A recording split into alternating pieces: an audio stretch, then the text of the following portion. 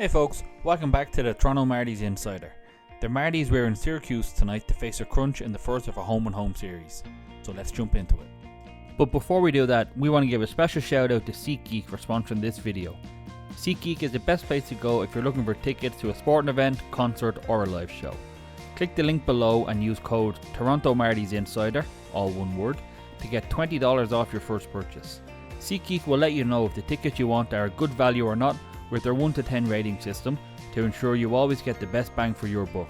So make sure you check them out and use the promo code Toronto Marlies Insider to save $20. The Crunch took the lead just 4 seconds into their first power play of the day. Mitchell Chaffee with a one-timer from distance, assisted by Jack Thompson and Gabriel Dumont. They then doubled their lead with 2 seconds left in the first period, 1.5 to be exact. Sean Element got a tip on the shot from Jack Thompson. Valtteri Mirella also got the assist. And that's how the first period ended, 2-0 to the Crunch. Shots in the period were 14-9 in favour of Syracuse. The second period was a bit better from the Marlies, but they still couldn't find a way past Matt Tompkins in the Crunch goal. It was actually the Crunch who scored next via Gage Gonsalves, which was assisted by Mitchell Chaffee and former Marlie Philippe Myers.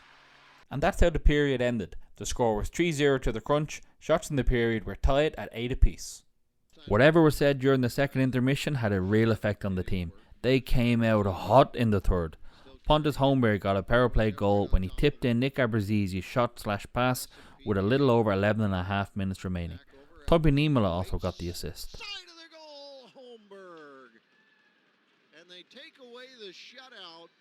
The final 96 seconds in this one were insane. It all started off with another Marlies power play goal, and again it was from Pontus Holmberg. With Philippe Myers assessed the penalty, the Marlies then pulled Hildeby to give them a 6-on-4, which worked out perfectly when Holmberg redirected the pass from Alex Steeves. Toby Niemela also got the assist. With his second of the night, Alex Steeves. After being down 3-0, Steeves keeps his streak alive as well, up to 12 games. The only one in front of him now is Spencer Abbott, who had a lifted. With 49 seconds remaining in the third and Hildeby already pulled, 2 mistakes in a row really cost the Marlies here. Firstly from Mikko Kokkonen, who failed to control a simple pass, and then Captain Logan Shaw, who fanned on a pass of his own in our D zone. That fanning saw Gabriel Dumont eventually get the puck to Daniel Walcott via the post to score the empty netter to put this game to bed and see out this crazy finish to the game. Or so we thought. With 9 seconds remaining, Robert Mastro-Simone scored his first AHL goal, and it was a beauty. He had to put the brakes on a little bit to get control of the pass from Josiah Slavin. He then took it forehand-backhand before lifting a shot beautifully into the roof of the net. Topi Niemela also got the assist. What a beauty goal. His first. And that's how it ended. The Crunch took this one 4-3. Shots in the third were 14-4 to the Marlies and 31-26 to us overall. What a crazy ending to that one. So it wasn't the result that we wanted, but it was definitely the performance in the final period that we did want.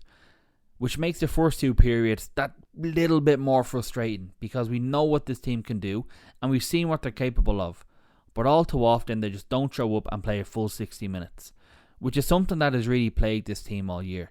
When we look back at the first few games of the season, we started the first period hot, got out to a bit of a lead, then just mailed it in for the second, didn't show up, and then we were hanging on in the third trying to salvage something.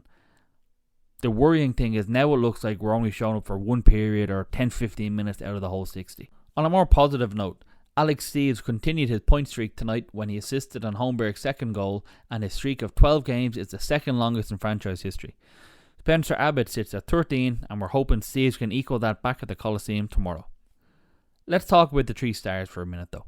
Tonight they went to Chaffee, who had 1 goal and 1 assist, Jack Thompson, who had 2 assists, and Matt Tompkins, who had 31 saves.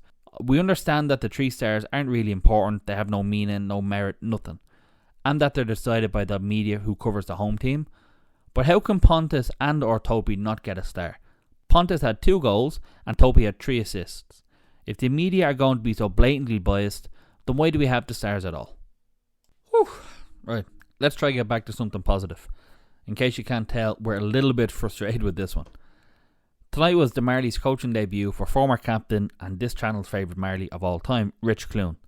We're kind of hoping here that Rich can bring that winning mentality back to the dressing room and that we'll see some big changes. Let's hear what a disappointed John Gruden had to say to Todd after the game. John, how would you characterize this game and how it developed? Well, I thought we knew they were going to come out hard. They're a heavy team. They like to keep pucks going along the wall, and they're hard to handle for our D. I thought for the most part we came out well early. We had a couple breakdowns at the wrong time. I mean, giving up that goal with 1.5 seconds to go, and we don't get the puck out on the wall, and it ends up in the back of our net. And again, we didn't give them much. That Dennis was great. I thought we had some good performances, but when we get opportunities to score goals, we got to get inside a little bit more and can't be afraid just to put pucks on net. And I think that'll allow us more second chance opportunities. But for the most part, thought we battled back, obviously, but it's tough to come back from a team like this down 3-0 going into the third. They didn't give you much in the third period, but you found a way. What did you like about winning the third period? Well, I thought we got a little bit simpler, made their D turn, and then we made those little plays inside to allow us some open ice. And, it was a cleaner period for us. We gambled a little bit with our D, gave up a couple 2-on-1s, but we played those well. But for the most part, you just can't go down 3-0 against a team like this that is hard to get any momentum from the way they play. What do you like to see in the turnaround? You like to see a quick turnaround like this when you have a game like that, a result?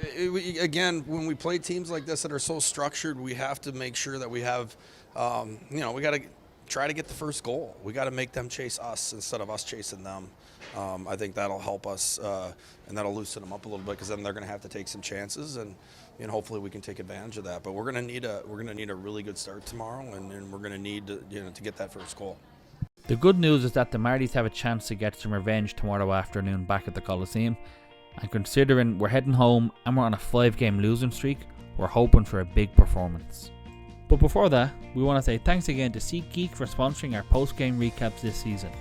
Make sure you click the link in the description below and use our promo code to save $20. As always, we hope to see you at the Coliseum tomorrow, but if not, we'll catch you in the next one.